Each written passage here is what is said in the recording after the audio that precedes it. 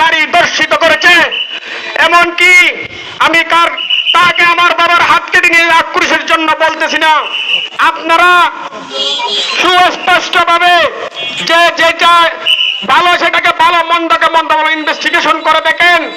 এনা বেগম আফসার কত খারাপ লোক, ওনাদের নামে কয়টা মামলা আছে আপনারা এটা ওসি মহোদয় অবগত আছে। ওনাকে গ্রেপ্তারের জন্য অলরেডি অভিযান চলছে।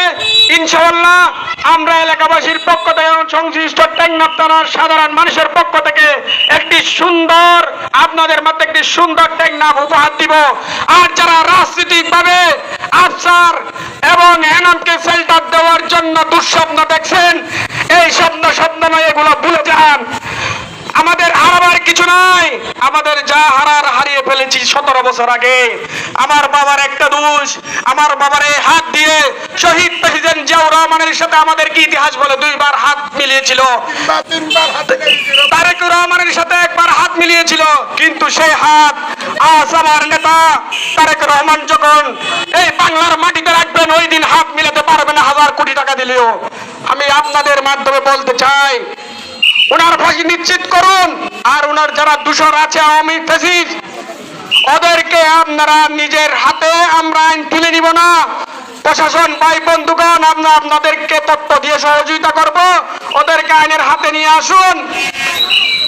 আপনাদেরকে বলতে চাই, এখানে আরো রাবক বোয়াল আছে। এই আপনারা নাজিরপাড়া, মৌলভীপাড়া, হাবিরপাড়া, কাঙ্গারপাড়া, শিল্পনিয়া পাড়াকে শুধু মাদকের রাখরা দিয়ে দমিয়ে রেখেছিলেন অনেকদিন। আজকে মানববন্ধন থেকে বলতে চাই, আমি একজন চট্টগ্রাম বিশ্ববিদ্যালয়ে লোক প্রশাসন বিভাগের অনার্স মাস্টার্সের ছাত্র হিসেবে বলতে চাই, আমি আপনাদেরকে জাতির বিভাগ আপনাদের কাছে একটা প্রশ্ন রাখতে চাই। আগামীকাল থেকে যে এলাকাগুলোর নাম বলছি, এই এলাকাগুলা আপনারা নিজে সরজমিনে কোনো মাদক তারা করতে বাধ্য হতো মাসিক মাসোয়ারার জন্য। আমাদের 25 টাকা নেই না, আমাদের ওসি মহোদয় টাকা নেই না।